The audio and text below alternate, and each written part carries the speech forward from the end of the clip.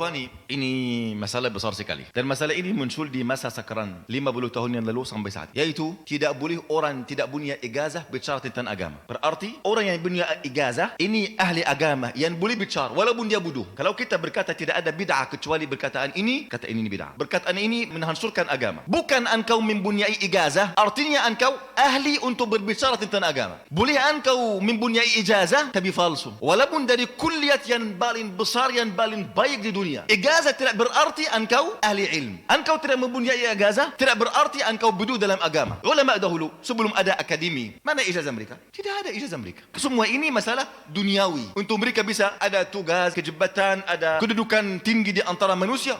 Fulan ini punya S3, kita harus apa? Tunduk kepadanya. Walaupun beliau cerita mewakili iblis, tidak ada masalah. Tapi kita tunduk kepada katanya. Tidak ada sama sekali ini dalam agama. Dan ana melihat ini luar biasa di Indonesia. Masalah kita di Mesir tidak ada sama sekali. Bahkan seluruh ulama ahli sunnah yang benar-benar ilmunya tinggi, bukan di Mesir saja, di Jordan, di Yaman, yang saya sudah pergi ke 3 negeri ini, tidak ada di antara mereka alim yang punya ijazah syar'i. Ada yang teknik, ada yang kimikal, ada yang engineer, ada yang doktor, paham? Tidak ada dalam ilmu syar'i. Dan ilmu mereka luar biasa. Semua dunia datang kepada mereka untuk menuntut ilmu dari mereka. Dan kita tidak pernah mendengar, oh antum tidak mempunyai ijazah. Yang berkata ini selalu orang yang kurang ilmu, yang merasa kekurangan di dalam dirinya. Lalu dia ingin menyempurnakan kekurangan ini dengan ijazah. Saya mempunyai ijazah dari kuliah ini. Engkau mempunyai apa? Saya mempunyai la ilaha illallah Muhammad Rasulullah. Faham? Kapan orang mempunyai ilmu harus berbicara? Jika beliau mengetahui satu masalah saja di dalam ilmu, mengetahui maknanya, tafsirnya, apa yang dimaksud oleh Allah atau Rasulnya, silahkan sampaikan ini masalah kepada seluruh manusia. Engkau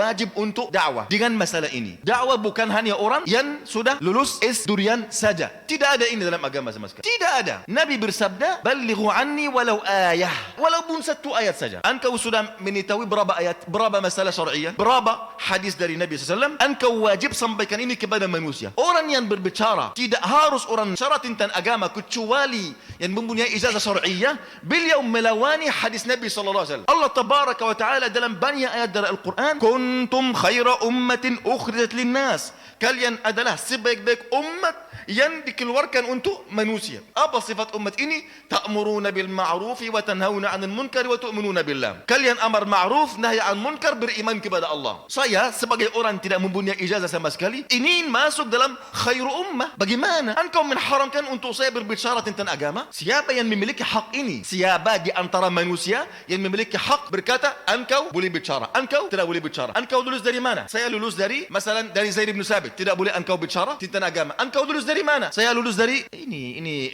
orang main dalam agama. Engkau mempelajari satu masalah saja tentang benar, silahkan. Wajib harus sampaikan ini. Ketika ada orang berkata, janganlah engkau berbicara, dia melawani syariat Allah Azza wa Jalla. Walaupun pakaiannya seorang ustaz, seorang syekh, profesor.